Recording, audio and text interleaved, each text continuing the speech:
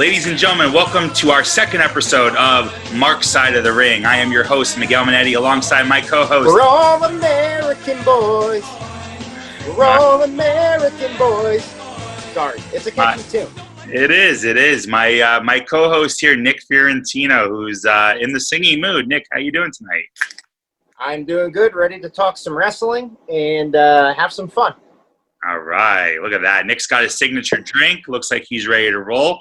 Can't believe we're already on episode 2. It's been a lot of fun. I know last week we talked about the Summerslam prediction. We gave our predictions here. So, of course, Summerslam did take place this past Sunday live on the WWE Network. And throughout the night tonight, we'll be kind of recapping some of the matches that happened at Summerslam. But, of course, want to start off with the overall thoughts. So what did you think, buddy, of Summerslam? I would say if I was going to give it a grade, I'd probably give it a solid B. And I don't think that WWE did anything wrong to get the B. I mean, outside of putting MVP on the fucking pay-per-view at all, but at least it was on the mid-card. Right. I thought that the overall pay-per-view was pretty good. I think that the Thunderdome looked really, really cool. Really, everything that I would complain about is just nitpicky things, just things that WWE did that just are just tiresome and boring. But I thought the matches were great. We both got one pick wrong. But I think the biggest thing that we were accurate on is we mentioned Sasha and Bayley maybe taking a step towards that feud. And we did see that. And I thought you thought too that Dominic and Seth stole the show. I mean, I thought that was the most entertaining match. I thought it was really good. Yeah, I agree. I was going to ask you what your favorite match was. To me, it was Seth versus Dom. I was thoroughly impressed to see Dom go in the ring. You know, this guy has no experience on live television. I know he's been training behind the scenes for the last couple of years or so. I know he's been obviously in the Performance Center, kind of getting everything into motion. But to see him go out in his first match, right, live on SummerSlam, the second biggest pay-per-view of the summer, and to deliver that match against Seth Rollins. And, of course, when you have someone like Seth Rollins in there, you expect, Seth Rollins to be able to carry the match. But I was overall impressed with Tom. I thought the no holds barred or street fight stipulation kind of added to it, and it didn't really kind of just like overcloud the entire match with it just being kendo sticks and chair shots. I thought they told a really good story in there. I liked it too, and I thought that overall. I don't think so we knew Seth was going to win, but we also both predicted that Seth was going to make a star out of Dominic, and I think he did that. I mean, I thought the match was super entertaining. I don't think they exposed Dominic in any way. I don't know where he goes from here. That would be my only question. Obviously, it's been at least 10 years since Rey Mysterio has been somebody that's been like a top star or somebody that like fans have cared about, really. I mean, he's always going to be a legend, but, who cares about, what Rey Mysterio is doing in a storyline, honestly. But I thought this storyline was really great for him. I thought it brought him back. I think it brings Dominic back. I just don't know where Dominic goes from here. If I can't change his name, but maybe just go by Dominic. I don't know. He has to think of something because I'm not sure where he would go from here. I think the storyline is going to continue for a little bit. We have Payback coming up, right, this Sunday, and I predict it's going to be like we saw on Raw, but the match kind of got, a schmozz finish for Retribution, which we'll talk about a little bit later on. But I think Dominic and his dad, Ray, are going to take on Seth and Buddy Murphy at Payback pay-per-view. Yeah, I don't think this feud is over. I think they're going to continue this for a little bit longer, but I'm talking like after that. Like, I mean, do you picture Dominic getting in a feud with Kevin Owens or Aleister Black or, somebody that he's not fighting for his father? He has his own storyline. I'm not sure how that would work. I think one day the storyline will be that he turned on his father, right? Which I think will be awesome. And we'll get Ray versus Dom maybe at WrestleMania next year or the year after that. Right? What better way to go out and be retired than by your own son? I don't think that's ever been done before, right? I don't think a son has ever taken out his father besides Vince and Shane McMahon. I was gonna say, be careful, be careful, because that happened. No, I don't remember that either. I'd have to really, really think, and I can't think of any time. I mean, Randy and his father were in storylines together, but I don't think he ever turned on him. Charlotte kind of was rude to her father, but she never really. Obviously, they didn't have a match. I can't think of one time where they had a match, at least outside of Vince and Shane. Yeah, I think it's the only time it's ever happened before. Besides the Dominic versus Seth match, what other matches did you like a lot? Well, I mean, Sasha and Asuka and Bayley and Asuka were probably the two best matches. I mean, the women's wrestling, when it's those three, I should say, is really, really good. They're just so good. I mean, Charlotte put her in the category. Becky Lynch, when she comes back, put her in the category. We talked a little bit about Mandy Rose and Sonya Deville. Thought it might be a good match because they're friends. I thought it was an entertaining match, but I hate to say it because they're both very talented, very pretty people, but it kind of edges more towards the who cares category for me than when those other ladies are wrestling. And I thought I think both those matches were great. And I even texted you at that one moment when with the I guess it was Sasha did that like flip power bomb and slammed Asuka's head on the ground. Was probably the move of the night for me. That was like the one moment where I kind of slid back and was like, whoa. And I was watching it with a mutual friend of ours, and he kind of said the same thing. I mean, yeah, it was brutal. Yeah, that spot itself. I mean, I think when you saw it in slow motion, I think you could see Asuka kind of protecting herself by putting her hand back, making that thud sound. But at first glance, it looked like she smacked the hell out of her head. Yeah, I mean, I didn't even see her do that with her hands. If she did that, then she made a mark out of me and that's the show. But she made a mark out of me because I didn't see that. It looked like her head slammed off the mat. What do you think was the biggest disappointment of the night? Like the match you were looking forward to that didn't deliver? I don't think. Well, MVP, but I don't think. I'm going to keep going back to that. I don't think a match specifically disappointed. Yeah. There were disappointing aspects of the pay-per-view. Right. And look, I mean, and you and I both talk about how much we know about past wrestling. I thought when Bret Hart beat Diesel with a small package where he faked it, and he did that quick small package to win the title was brilliant, and it was great. But I wasn't a fan of the backslide finish for Drew McIntyre, and I understand that WWE has these. They used to do it back when they had the In Your House. It was like In Your House Bad Blood, and everything was bad blood. Oh, these two are going to have bad blood on Sunday, or the Highway to Hell. Oh, we're on the Highway to Hell. Like, this one was, you'll never see it coming. I mean, how many goddamn times are they going to mention that phrase in the pay-per-view? I mean, that drove me nuts. In the backslide finish, I would have rather a different finish. I mean, you could have done the Claymore kick out of nowhere, the RKO out of nowhere. You could have had a bunch of different moves where we never saw it coming. The backslide to me wasn't the best finish. And Drew McIntyre, you talk about a guy, and we've talked about it in previous podcasts, where you talk about a guy where he came from, remember the Royal Rumble, and he comes out in the Royal Rumble, and he looks badass, and he's ready, and the crowd's, fiending for him to beat Brock Lesnar, and he kicks Brock Lesnar right over the top rope, and everybody goes nuts. That Drew McIntyre versus the Drew McIntyre on Sunday that says, oh, it's I'm not the one that makes the title. You fans are the ones that make the title, or whatever dumbass thing he said. He's got to be. There's only two types of faces that get over now. It's either the guys who buck the system, like Stone Cold Steve Austin or somebody like that, or the guys who are just legitimate badass killers, like Brock Lesnar or others like that. You got to be one or the other. If you try to be the good guy saying your prayers and eating your vitamins, you're going to get booed the fuck out of the building. And you could start to see fans with their thumbs down when he was making his way to the ring. You can't hear them because they're pumping in sound, but you could see the thumbs going down. I would have to think, I would put my smart money on the fact that if there were live fans and there was no coronavirus, fans would be booing Drew McIntyre at this moment, in my opinion.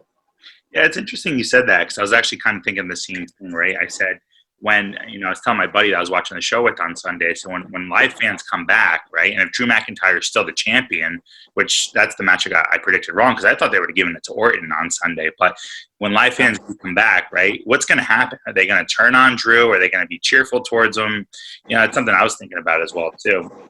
But I agree with you. I think that kind of Drew has kind of pivoted a little bit from where he started at the Royal Rumble, right, to being that guy that everybody wanted to see take out Brock Lesnar, and dethrone Lesnar, become that fighting champion, that massive human being that he is. To, I don't think his run's been bad, and I think we talked about this last week. I don't think his run's been bad, but I think he kind of has changed his tune a bit, right, since he became champion, right? And like you said, that shit just doesn't work in 2020, right? You can't be that type of face where you're like, thank you to everyone. I'm going to be a hardworking fighting champion for you, and I'm going to slay all the bad guys out there and this and that. No, you got to be just a killer badass who maybe, is cool, calm, collected, but at the same time, when the bell rings, we know you're going to whoop some ass. And he's got that part down pat. Yeah, we already know that he's fighting for the people and he's fighting for nothing, because they did that in the promo. They showed, which I thought the promo was fucking fantastic. The music behind it, everything, made me want to run a mile. I thought the promo was fantastic, but we know that he came from nothing. And we know that Randy Orton was handed everything and has had multiple fuck-ups.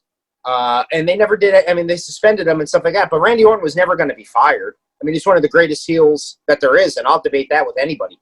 But, we don't need him to say anything. He should just be the badass killer. That's what he should be. And if he continues to be like that, I think he would be cheered right now at this moment. I wouldn't consider his title reign a failure. I think it's been, and I think you would agree, as good as it could have been given the current situation. I think it's been as good as it can be. Yeah, I think so too. I wouldn't say it's a disappointment, but I am curious to see if and when fans return, right? Hopefully as soon as possible. Will they keep the belt on Drew McIntyre, or will they kind of, change their course and go with someone like Randy Orton? Because I don't think this feud is over as well too, right? I know at Payback, right, they just announced that it's going to be Randy Orton versus Keith Lee, which, we'll kind of get into your thoughts in a little bit, but there's going to obviously be a pay-per-view in September at some point. So what's to say that maybe Randy Orton and Drew McIntyre fight again at the September pay-per-view, which I'm sure is going to be the Clash of Champions, because that's usually what it is every September. I was going to say Night of Champions. I think it is every September. Yeah, so it's a perfect timing for maybe Randy Orton to win it at an event called Night of Champions, Clash of Champions, and kind of, just take his rightful place as champion, as a 14-time champion at this point. I don't know. I can't think of anybody. Maybe you can, but I can't think of anybody on the current roster now who would beat him for the title. He's had feuds with Seth Rollins. He's feuded with Selena Vega's crew. He's had a feud now with what's his name? Randy Orton, who he just beat. I don't necessarily know where he goes from here, who he fights. I've been begging them to turn Kevin Owens heel, because I think he's so much better as a heel. But clearly with the Aleister Black thing, that's not happening. I'm sure we'll get to that later. But I don't know if there's a guy on the current roster. I think it's going to have to be a guy like Brock Lesnar, who, when fans return, they bring him in to beat him. I just don't see anybody on the roster right now that's going to beat him. I think they're going to do a draft. That's my prediction. There's going to be a draft probably in October. And if it's not Orton, then I could see them moving over AJ Styles, or I'm trying to think who else. Well, not as long as Paul Heyman is there. He's not. Oh, you're right. You're right. Good point. The probably not AJ, but I don't know. I could see a Sheamus going to Raw and feuding with Drew McIntyre. I don't know if anyone wants to see Sheamus as champion again, but it's certainly a possibility. Yeah, it's possible. Speaking of SmackDown, right? How about we haven't even talked about yet the biggest thing that happened at SummerSlam, which you'll never see it coming, the return of Roman Reigns. What'd you think of that? And I don't know. Did you pick up on the fact that Corey Graves? I think he mistake. I think instead of saying Braun, he said Roman. Mm-hmm. And that to me kind of was like, I'm not gonna pat myself in the back and say that I knew he was coming at that moment. But as soon as we saw Roman Reigns, I realized that him saying that was telegraphed, because Roman hasn't been on TV in months. Why he would confuse Braun's name with Roman's would make no sense. So when he first did it, I was like, Roman. Then when Roman came out, I was like, he kind of telegraphed it. It kind of, now it's kind of obvious that he came out. I thought he looked great. I'm a Roman Reigns fan. I'm not one of these guys that, these internet fans that, shit all over Roman Reigns. I mean, every match he has with a wrestler that's talented is fucking great. I mean, he killed it with Cena. He killed it with AJ Styles. He's killed it with Daniel Bryan. He kills it with everybody he wrestles. He doesn't kill it with Braun Strowman because nobody kills it with Braun Strowman. He sucks. But he kills it with everybody else. I mean, he has great matches all the time, and people just shit all over him because their girlfriends or their wives think he's hot. It's the only thing I could think of as to why. My wife thinks he's hot. I don't care. Yeah. I think he's fucking cool. Yeah, he is cool, man. Two things I noticed about him when he first came in. One, he's fucking jacked, right? Like, not that he looked real good. But my man has been chilling in that gym for the last 5 months, just pumping iron. Because he came out, and I was like, wait, he double in size? Like, it's insane. No, he looked really fucking good, and the thing with like the fans, and the fans are gonna shit all over, and that's the thing that frustrates me the most out of like wrestling fans is like I'm very critical of WWE. If they do something stupid, I'm the first one. We've had plenty of arguments in this show. I'm sure we're gonna have our fair share of debates, but he comes out, he looks great, and everybody just shits all over it because it's Roman Reigns. Like, what do you want this fucking guy to do? Like, what does this guy have to, does this guy have to cure coronavirus for people to cheer him? He's survived cancer twice. He's come back. He looks great. He's a phenomenal wrestler. I don't care what anybody says. I understand he's been shoved down everybody's throat. I get that.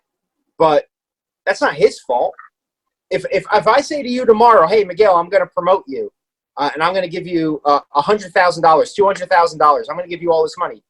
People boo you. It's not your fucking fault. You know what I mean? It's like, what do you want the guy to do? Say, nah, you know what? I don't want to do that. That's not going to work. Nobody's going to fucking do that. You're going to make money. It's just stupid. One always hates the guy on top. Do you notice the other thing, too, about him, right? Not that he just got bigger in size, but my man got some new teeth, too. Did you notice that? I didn't notice it right away, but I saw so many of the comments. And Randy Orton, I don't know if you saw his tweet or his Instagram, I don't know what it was, but it was a picture of Brian Griffin with a scene where he had the teeth and they were sparkling, and he said the big, something about the big dog being back. I thought that was pretty fucking funny. But it goes back to what I saw. Ryan Satin posted something about the Thunderdome, and Baron Corbin kind of responded back, and I'm going to paraphrase what he said because I don't have it written in front of me, but it was something along the lines of, fans will say, oh, you should wear blue, you should wear blue, you should wear blue. And then as soon as you put blue on, they're like, oh, we fucking hate blue. Blue sucks. It's like, no wonder that nobody listens to the internet fans. Like, all they do is beg to be listened to, but they just turn. They were cheering Drew McIntyre in January. They'd be fucking booing him now. Just let the process just run. Just enjoy yourselves. Who cares? It's fucking wrestling. Well, wrestling fans better than anyone else. They always have something to complain about. From 2 marks to you guys, chill. Fucking Orton is great. Roman Reigns is great. It's going to be fun. Let's just enjoy ourselves and watch wrestling. Ladies and gentlemen, in 2 episodes, we've turned Nick Fiorentino into a huge WWE mark again. Maybe it's the drink. I got a lot to say about WWE that's not so great, too. So trust me. Well, I think we could both agree that overall SummerSlam was a success. I gave it a solid B as well, too. I thought it was really good. I thought easily best show since the pandemic started, right? And I mean, the pay-per-view before that was fucking awful. Thank God this podcast wasn't going on for the swamp match. But would you consider WrestleMania? Because I thought WrestleMania was pretty good too. Yeah, WrestleMania was pretty good. I would say I liked SummerSlam better probably, but it's probably bigger in the Thunderdome.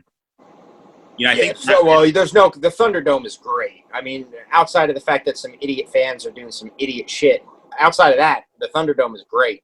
But let's talk about the Thunderdome for a minute because we didn't really touch on it too much last week, right? I just think the experience, right? And I thought this when we recorded our first episode was before SummerSlam, so we had seen the taste of it on Friday Night SmackDown. But I think SummerSlam and on Raw this past week really gave us a flavor of what it has everything to offer. I think it kind of just speaks big money, right? When you watch the show, especially on SummerSlam, when the show started on Sunday, you saw that pyro go off, you saw the big lights, you saw them back in a full-size arena, right? You saw the fans, the virtual fans surrounding ringside and all over the arena.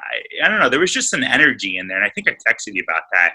I said there's certainly an energy. You can feel it in the air while you're watching this show. You can feel the excitement in the wrestlers' eyes. Did you kind of get that same feeling too? No, I think, and we talked about it. I think the Thunderdome, outside of the name is fucking awful. It sounds like a cheesy B Oh wait, movie. yeah, you know why it's called the Thunderdome, right? I know I don't. I would love for you to tell me why. I, I actually don't know, but if I had to guess, I'm thinking Vince McMahon one day was like, "What if we called it the Thunderdome?" I don't know. Can't you see him saying that? Like, Oh, we're I definitely could see him saying that. Now, the name is awful, but outside of the name, it's great. And the other thing with that is the overall visual, like you mentioned, is great. But I think that pumping in the fan sounds is also really good. right. The overall thing is just night and day, like you said. And I mentioned on last week's podcast, Corey Graves mentioning that he wasn't able to sleep. He was so excited. And the human element that we talked about last week, it's a lot different when you're amped for something versus when it's just kind of in a performance center, which is really just a giant gymnasium warehouse, like Jericho called it. It's just night and day. Yeah, no, I think it's got me personally. I'll tell you, I'm more invested in watching it. It gets you, if you're flipping through the channels, to stop and see what's going on. It really is cool looking. Raw's rating came out, and obviously SmackDown's rating had come out too, and both shows, in ratings wise, were up a pretty good percentage week for week. So just goes to show with the Thunderdome, instantly brings fans back to the table. So And you can thank the NBA for that. I guess they were the first ones to do it. It was a good idea. it really was. I got to give them props on that. Yeah, overall though, SummerSlam, I gave it a solid B. To me, it was my favorite show. I would say WrestleMania had obviously some of my favorite matches. Nothing to me is going to beat the Boneyard of the year so far. But Yeah, it was good. besides that, I'd say SummerSlam top to bottom. I just enjoyed it more. But I want to look forward, obviously, to Payback, right, which is now this upcoming Sunday. And as we record this, it's obviously not Sunday yet. So we don't know, because obviously WWE is going 2 weeks in a row with pay-per-view. We don't know all the matches yet, Seth. But what we're going to do is we're going to just quickly, instead of doing a prediction show, we're just going to quickly dissect one or two of the matches that have been announced so far. So on Raw this past week, they announced that, which I thought was interesting, because obviously it's for the Universal title, which is the SmackDown title. Right off the bat, as Raw kicked on the air there, they announced that, breaking news, triple threat match for the Universal title. So the new Universal Champion, The Fiend, will be defending against Braun Strowman and Roman Reigns, the returning Roman Reigns, in a no-holds-barred match. Want to get your thoughts on that. What do you think about them just kind of obviously they have to put a title match, being that they're doing pay-per-views back-to-back, but are you worried that Roman's just going to take the belt right away? I don't think they would put it on Bray Wyatt just to have him lose it 1 week later. I think the marquee match, the match that will headline WrestleMania at this moment, because who knows what's going on. If there's fans, they'll have Brock back. They'll have Goldberg is still signed for some matches. They might do the Goldberg-Roman Reigns match that they wanted to do last year. Sure. I think at this moment, which is all we can really, predict on, is I think that it's going to be Roman Reigns against Bray Wyatt for the title. So if it were me, I would have Bray Wyatt pin Braun Strowman and have Roman Reigns nowheres in the equation when it comes to the match finish. That's what I would do with it. I think Bray Wyatt needs the title for a while. Let's face it, the way he lost the title the first time was horrible. That would be my segment for What the Fuck WWE Moment of the Week. And I know we're going back, but to lose to Goldberg the way that he lost was just brutal. I would love for Bray to have the title for a while. He can have it up until WrestleMania. I'm cool with him dropping it at WrestleMania to Roman if that's what they're going to inevitably do, and we all know it is. But I would let Bray. I wouldn't put the title on Bray just for him to lose. It does nothing for the character. I have this weird feeling, and this will be my only prediction of the matches so far, but I have a weird feeling Roman is going to win the title on Sunday, and I'll tell you how I think he's going to win it. I think, and this is just a bold prediction here, out of left field, right? But I think there's a chance that he's the leader of Retribution. I think what happens on Sunday being no holds barred, right, which means obviously no disqualification. You got The Fiend, you got Braun. They're attacking each other. Roman, they're on the mix. Roman starts getting frustrated. He does a few spears to The Fiend, to Braun. Can't put anyone away. All of a sudden, Retribution comes out, destroys both of them, and Roman just ends up spearing one of them for the 1, 2, 3. I hope I'm wrong, but I have a feeling that's what's going to happen on Sunday. Well, spoiler alert.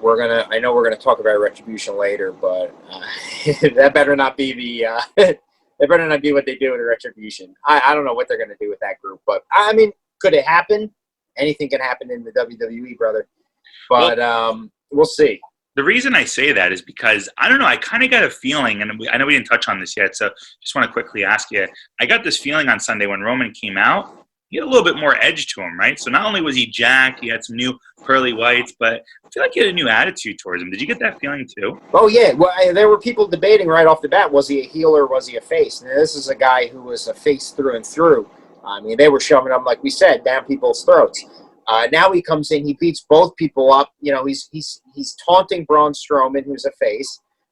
You're only a monster when I say you're a monster. You're only a monster when I'm not here, whatever he said. But he had some heel tendencies to him, and I'll tell you this: if he does, I think that the smart mark fans, I think, would be really for that. It'll be the heel turn that we never got with Cena, and then we're going to get it with Roman Reigns. I mean, I would be all for it.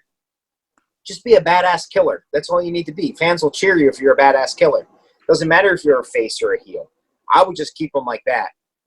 I don't think he needs the title right now. Roman can do whatever he wants because he's Roman. I wouldn't give him the title. I'd have Braun Strowman already looks like a fool because he had a box cutter in his hand and he decided to cut the ring ropes with him or cut the mat and get beat up and lose because of it. So they made Braun look like a fool. I would just run on that and I'd have Bray beat him. That's what I would do and keep Roman away from the title picture for right now. I'm curious to see, though, how the fans would react in person if Roman ends up turning heel. And if they do pull the trigger, right? If they do pull the trigger and they do turn Roman heel, are they doing it because they kind of have a scapegoat with the Thunderdome here in the virtual experience versus live fans? Now would be the time to test and experiment with anything because once the fans are back, hopefully, God willing, the fans are back for good. We'll see. But I think we're all waiting for that. But no, I mean, now would be the time to experiment. Ratings are at an all-time low. I know you said they came up, but fuck it. Try different things because it can't get any lower. That's damn sure. They're going to always have two people watching. They'll have the two Mark Side of the Ring fans right here. That's it. We need something to talk about. What the fuck else would we talk about? Yeah, they can't go out of business or we're out of business. Absolutely. I want to talk about, too, I know we mentioned it a little bit earlier. We kind of touched on it, but just like you had predicted, right? I think we had both predicted it, but I'll give you the credit for this. The wheels are starting to finally go in motion for Sasha and Bayley, right? So, obviously, we saw Sasha lost the Raw Women's title after Bayley successfully defended the SmackDown Women's title. So, Asuka ended up becoming the Raw Women's Champion, but failed to gain the SmackDown Championship. You fast forward to Raw, and now Sasha and Bayley, where I don't know if you caught it on Raw, but there was a little bit of tension when they were walking out. Now they defend the Women's Tag Team Championship this Sunday against, who is it? Against Nia Jax and Shayna Baszler, which is an odd pairing, and we won't even go into that. But I'm more curious to see. You think they lose the tag titles on Sunday? I think they will lose the tag titles. Do I think it's going to happen to Shayna Baszler and Nia Jax? It could. I mean, honestly, when WWE has two people that they want to use but don't know how to use them, they make a fucking tag team out of them. We've seen Kofi Kingston and CM Punk. I mean, the list goes on and on and on. Like, they make these tag teams that make no sense whatsoever. Shayna Baszler and Nia Jax absolutely could win the titles on Sunday. In fact, I would predict it to happen. I think they need to start the wheels right now in motion to get this match going between Sasha Banks and Bayley. So, when do you think they're? Go ahead. No, you go. When do you think their feud will culminate? Like, when do you think they'll actually have a one-on-one match? You think they'll wait till WrestleMania, Survivor Series? It's got to be a big. I think Royal Rumble is when they'll turn on each other officially, and I think WrestleMania is when they'll have the match. I think if there was no coronavirus, they'd be having the match at SummerSlam. They would have already had the match. This slow build, 100%. I think, is just because they want the fans. They want the reward with the fans there. And if they're not going to get the fans, they at least have the Thunderdome to get the fan reaction. So I do think the wheels are in motion. We all know where it's headed. I've loved the story so far, and I can't wait to see how it ends. Yeah, I agree. I think on Sunday, my prediction is that they'll probably retain against Shayna. and Nia Jax, because honestly, I don't think anyone cares to see them as women's tag team champions. But I don't know. I think there'll be some tension, whether it's like a close call or they win by a fluke or something like that.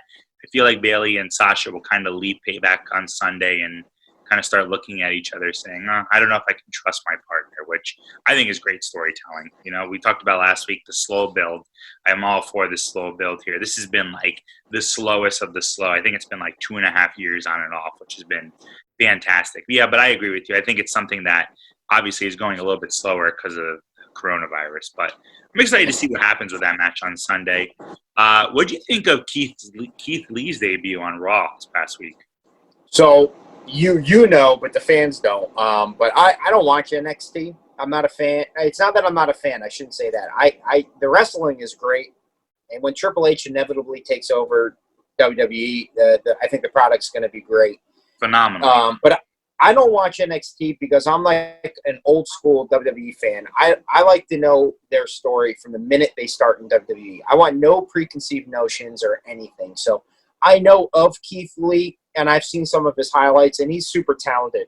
I would say him coming out, my first reaction, and I hate to be a nitpicker, and I know you're going to laugh when I say it, and I'm not going to take credit for it, but I did see it and then saw somebody tweet about it. It looked like he was wearing a skirt. Yeah. Like, what the fuck? This is this big monster guy, and he comes out looking like he's wearing a skirt. The music wasn't great. No. It kind of sounded like Bobby Lashley's music, and it almost had that, like, silhouette body figure, whatever, that Bobby Lashley has. I don't know. I'll remain to be seen. I mean, he doesn't have a great physique. I don't know his move set, so I'm really excited to watch him fight Orton. I would guess he's going to beat Orton, right? Not going to make him lose in his first match in WWE, right? Well, I don't know, because is Orton going to take 2 L's in a row, 2 losses in a row? It always goes back to me of who needs it more. Orton can lose 10 times in a row, and he's still going to be Randy fucking Orton.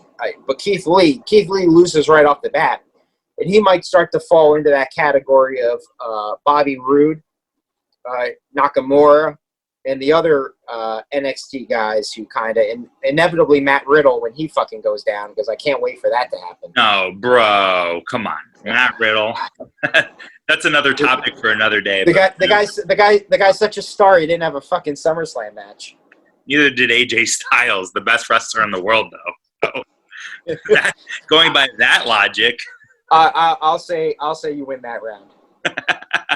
No, I think on Raw though with Keith Lee, right? I don't think it was a good first showing for someone like you that's never seen him before, really never seen him wrestle. I didn't like the outfit that he wore. Not that we're going to be talking about men's outfits here, but they kind of changed up the look. I read something that Vince wasn't too happy with his physique, and I can't imagine that Vince has probably not ever seen his physique before. But Vince has to stop doing everything. Just go away. I know. Nobody cares. Like, just fucking go. Let Triple H run it. I know you're wearing your Triple H underwear right now, probably, but Triple H, just let him do it.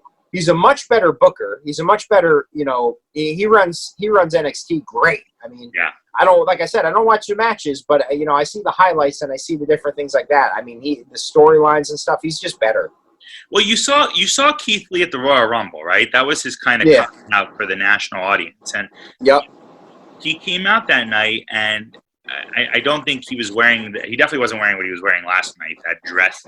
But the first response when he came out is that song, right? Because they did change his song on Raw, and it really irked me. It pissed me off because it starts off hot with "Oh, bask in His glory," but then usually the song keeps going. And then last night it started with "Oh, bask in His glory," and then next thing you know, it turned into some generic bullshit. And I'm like, come on, guys! Like, I think that was a one-off. I have a prediction that next week on Raw or at Payback on Sunday, you'll see his original song back, because I can't imagine one person actually was like, yes, I love that new song. Yeah, and the fact that he's wearing a skirt.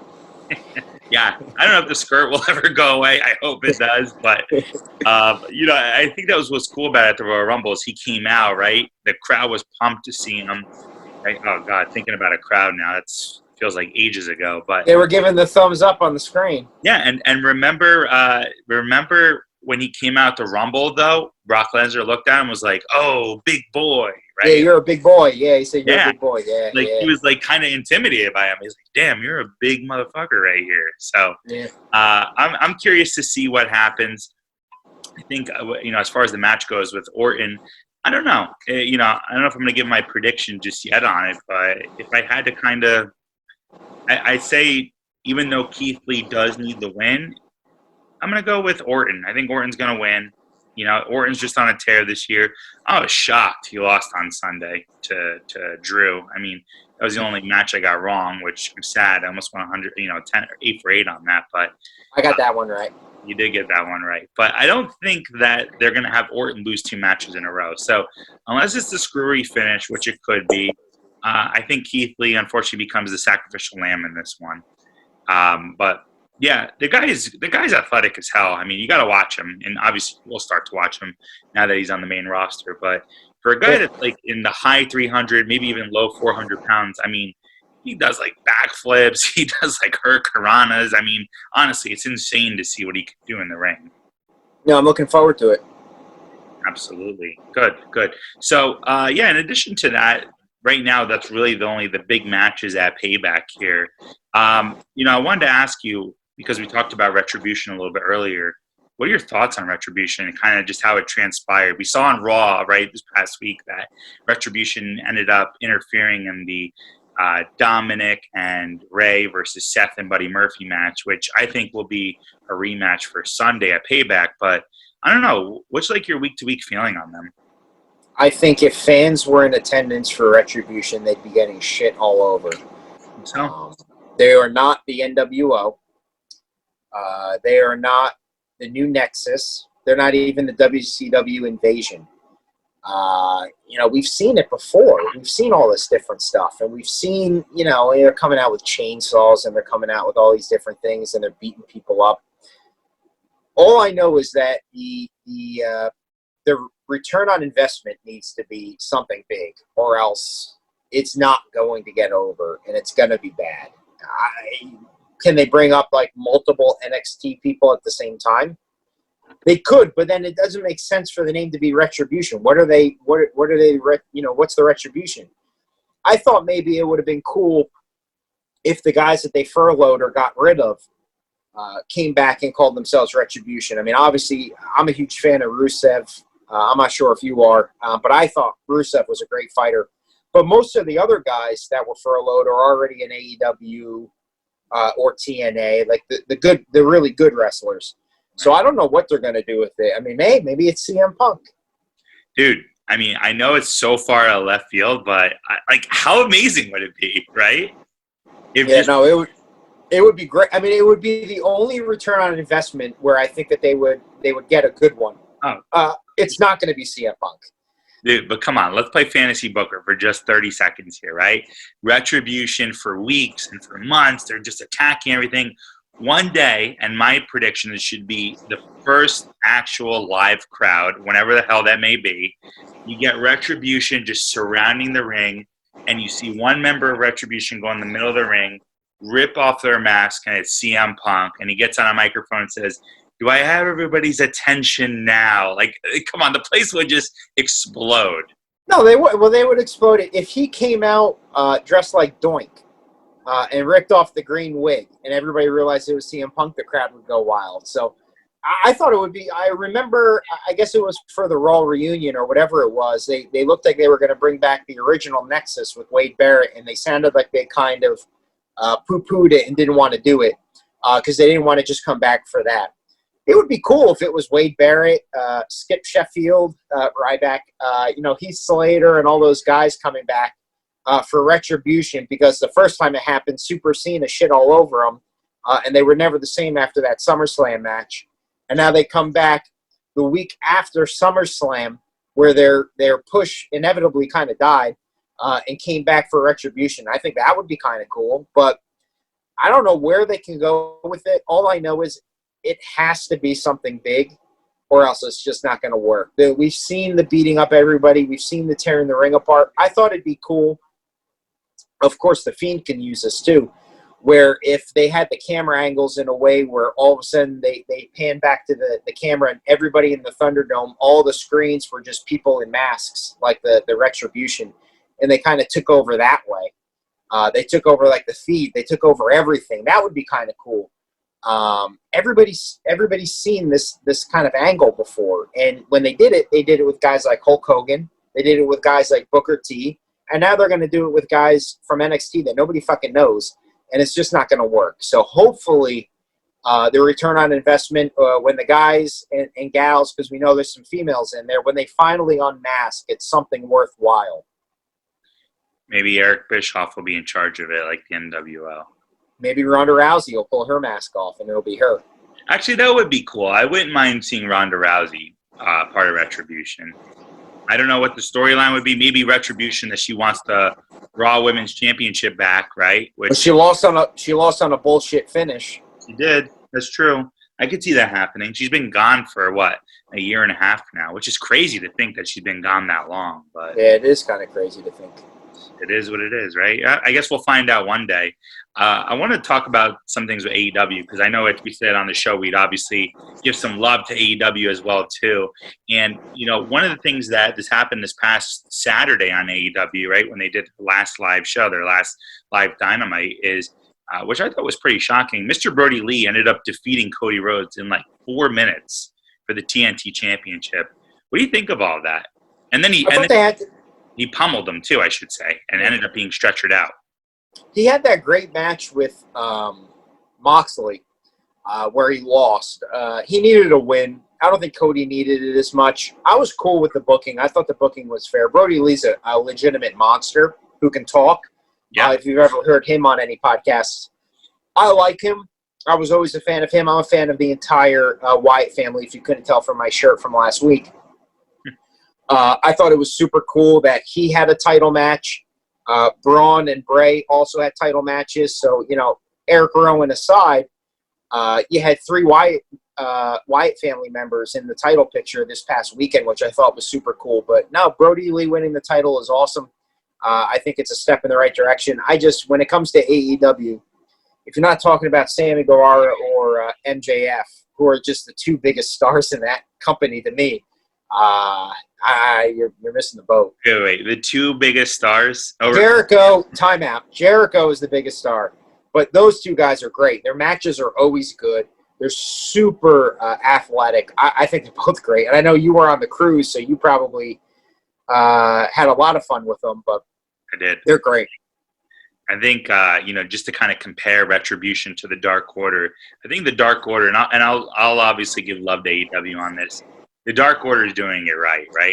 Having this cult-like group that's coming out, destroying everyone. They're not necessarily coming out and like wreaking havoc on the set or destroying everyone that comes into play. But I think this cult-like thing they're doing it leaps and bounds better than Retribution right now. I would agree. What do you think about All Out coming out with the main event, right? All Out, which is in 2 weeks now, with Moxley versus MJF for the AEW Championship. What do you think about that match? Yeah, and I think Moxley's finisher is banned from the match, right? They're doing some old school booking, which AEW knocks out of the park. If you love 90s, 80s wrestling, AEW is where it's at. I think it's great, but no, we'll see what happens. I love MJF. I think he's a great heel. He could never be in WWE, but he's perfect right where he is. I would love to see him take the title, but we'll see what happens. Fun fact, MJF was in NXT for a night. Did you ever see that with Samoa Joe? Yeah, he pushed him. And then did you see MJF recreated it on Dynamite? No, I didn't see that. Did he? Yeah, he came out with his security, and he just shoved a guy to his right, same exact way that Joe shoved MJF. That's just perfect. I haven't seen it. I'm going to check it out. I'll throw it in the Google machine, but that's awesome. Yeah, check that out. That was really cool. I think MJF is money. His promos have been money. They were money before this feud, but this feud is just money with a capital M. I love that he's coming out. He's talking about that he's going to create a better atmosphere for AEW, right? A better atmosphere for the boys in the locker room. I just think this guy is a lot of fun. I think he's got a lot of upside. It's actually funny. I got a friend who knows his father and has met MJF himself, actually. But my friend who owns a vitamin shop in Long Island, where MJF is from, he's actually like really close with this guy's father, with MJF's father. And he texted my friend and said, hey, you know, make sure you check out Dynamite, right? Make sure you check out my boy here is going to cut an amazing promo. And he really did, which was awesome. Yeah. So. No, he's great. And I know when you mentioned you met him on the cruise, and he's basically the exact same guy. I mean, again, dude. Just like the 1980s, or just like, you know, when they're not breaking kayfabe. I mean, can you imagine asking Rick Rude for his autograph in the 1980s? He'd probably tell you to go fuck yourself, which I think would be even better than an autograph. MJF never breaks character. When I was on this cruise, we went over to meet him, and the guy just wouldn't give anybody in line the time of day. I mean, we're talking little kids are standing in line, right? And they're so excited to meet MJF. MJF is sitting like literally on his phone, right? Just texting with his Burberry scarf on, his nice suit on. And a kid comes by, he's like, hey, MJF, nice to meet you. And MJF just kind of like barely nods and keeps texting on his phone. And the picture is MJF texting on his phone, and this kid's like giving a thumbs up, so excited. And the poor kid's like, oh, okay, have a great day. And MJF's like, yeah, bye. Let me get out. You saw the one where he's giving the kid the finger? Oh, yeah. That was terrible. Their money, man. The AEW's got some guys on their show that are great. And I'm not talking about the guys that, I know he was in NXT, but I'm not talking about the guys that were WWE alumni. Like, he's money, dude.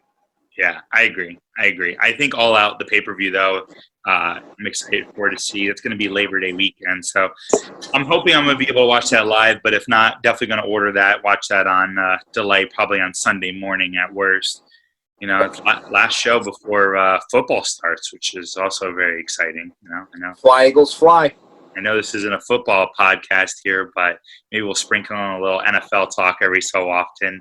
Yeah, I think with a Giants and an Eagles fan, we can have a rational conversation about football. Oh yeah. We're totally gonna have rational conversations in about a month or so. But that's everything we had today, guys. So we appreciate you taking the time to come and listen to us. You know, make sure you subscribe right now on Instagram. You can find us on TruExact Radio. I know we're on some different streams as well, too, on YouTube, where you can watch the video, as well as iTunes, Spotify, and the radio app on the iPhone. So, make sure you follow us on our Instagrams. Yes, make sure you follow us on our Instagrams. Our handles are right below our little squares here. So not the most tech savvy, but we know that our handles are being shown on these podcasts. So I want to thank everyone for their time. Nick, I want to thank you for their time, and I look forward to talking to you next week, buddy, about this. Yeah, man, have a good time in the Poconos, and we'll reconvene after the next WWE pay-per-view. All right, my friend. Take care, bud. You got it.